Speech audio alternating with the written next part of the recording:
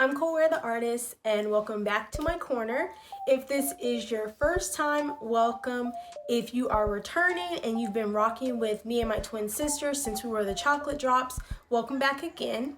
Remember to like, comment, share, and subscribe so that you don't miss any of our upcoming videos. You can find us on all social media platforms at Ware Compairable. Today's video is about what to do when you're in between jobs. So I know what you're thinking, in between jobs?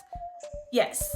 When you're a freelance artist, sometimes you don't have projects that overlap, but it is really important, and this takes me to my first tip, that if you can, you want to have overlapping projects. And the reason for that is so that when one thing is ending, you already know that you have something else lined up and you're not in that weird space of like, do I have work to do? I don't have work to do.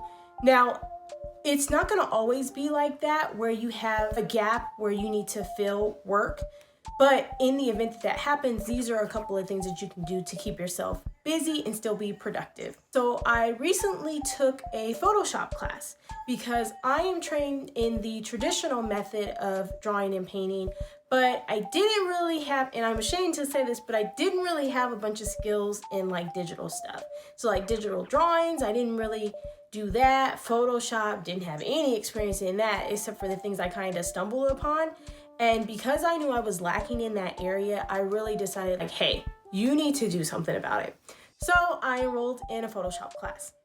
So what I would charge you to do is that when you are in between commissions or freelance projects, that you look for a way to improve your current skills or take on new skills. That could be like what I did, a Photoshop class, or going to like a live drawing class or anything like that that can just help you to sharpen your skills.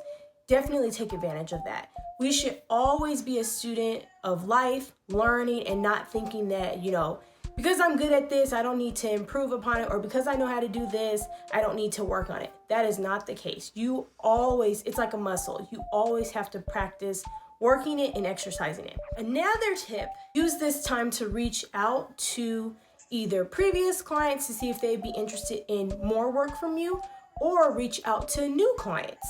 I feel like a lot of times, and myself included, when I'm in between projects, I use it as a time to like, I need a break. But you can't be like that, especially with freelance, because you don't know when your next opportunity will come, and you would hate to not be ready, not be prepared. And one way, like I said, to do that is to always make sure that you're doing something. So generating that email business, maybe working more on your social media, however you use the internet to engage with future clients and existing clients, just work on those things. Also, when you're in between work or jobs, this is a great time to explore things that you have been like maybe previously interested in, but hadn't really taken the time because you've been too busy with projects to look into. So that could be, say you want to get into like street art, or you want to get into graffiti, or, digital art, anything like that. If you didn't have the time before to kind of invest and do the research and look to see what that would take, this is a great opportunity to do that. You never want to miss out on the chance to build your portfolio, your repertoire, anything that can be like your bag of tricks when it comes to your art. Definitely you want to do that, because you don't want to just be, it's great to be known for like one particular thing, but if you can be good at a lot of things, be able to service more clients through your artistry in different mediums and forms, what better way than to do that and take advantage of those opportunities? Now, if you've done all of the steps that I suggested, then I would recommend that you take a little bit of time off. Now, not too much time off, but just a little to give yourself a refresh, a breather, whatever that may be. But don't, not do anything, because then all of the hard work that you've put in to get to this certain place, you'll have to kind of work back to get at that. Now, one thing that you don't want to do is overwhelm yourself. Don't take on so many projects to where you're like juggling a bunch of things and you're letting the ball drop here, there. You missed the deadline for one project. You forgot to email, the contact person for another project. That's something that you don't want to do. Only take on what you feel like you can handle. And even if that means only taking on like 2 or 3 projects at a time, Do whatever you're comfortable with, because you don't want your artistry or the client relationship that you're developing or continue to nurture to suffer because you took on too many things, because you were concerned about not having work like in between jobs.